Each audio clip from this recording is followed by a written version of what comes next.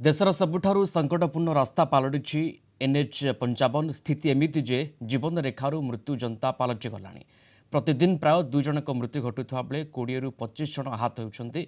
7 वर्ष है यार संप्रसारण एवं मरामती करुच्ची एनएचएआई ना काम सरुच्ची ना स्थिति सुधुरुची। आज प्रेसमिट कर एमिति किछि कही एनएचएआई एवं केन्द्रमंत्री धर्मेन्द्र प्रधान को टार्गेट करुच्ची बीजेडी। एनएच 55 अनुगुल दे जाइथवा बेले यह होछि केन्द्रमंत्री धर्मेन्द्र प्रधान को जिला हेले धर्मेन्द्र निघोड़ निदर शोइथवा बीजेडी कहिछि। तांको जातीय राजपथर शोचनीय अवस्था देखा जाउ नाही। शीघ्र जातीय राजपथ मरामती करा नगले यार दृढ़ जवाब मिले बोली कहिछि बीजेडी। कटक रु संबलपुर को जोड़ुथुबा एनएच 55 जातीय राजपथ 55 ताकू ओडिशार जीवन रेखा बोली कहा जाए। कारण पश्चिम ओडिशा को उपकूल ओडिशा सहित यही एनएच 55 जोड़ुची जहाँ पर प्राय 1.5 कोटी लोक निर्भर करुछंती।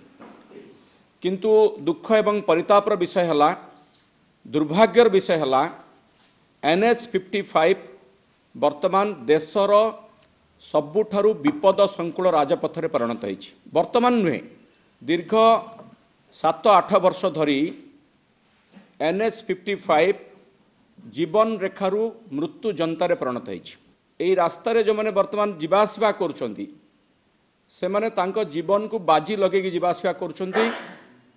महाप्रभु जगन्नाथ एवं माँ कटकचंडी माँ समलेई को स्मरण करिकरी जाउचंती। काले ईश्वर को आराधना करुछंती। तांकर यात्रा स्थल रे से माने सुरक्षित भाव पहुंची जांतु। दीर्घ 7 वर्ष धरी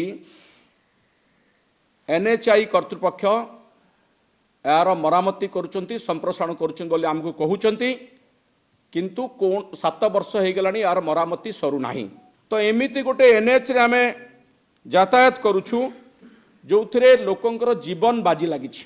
गोटे संवेदनशील प्रसंग रे एनएचआई रो एभलिया बेपरुआ मनोवृत्ति एभली ओडिशावासी को जो भली भाव से माने भुआ बोली चलचंती, जो भली अणदेखा करुचंती, जो भली तांको जीवन सहित खेल खेलुचंती ताकू ओडिशावासी बर्दाश्त करिवे नाही।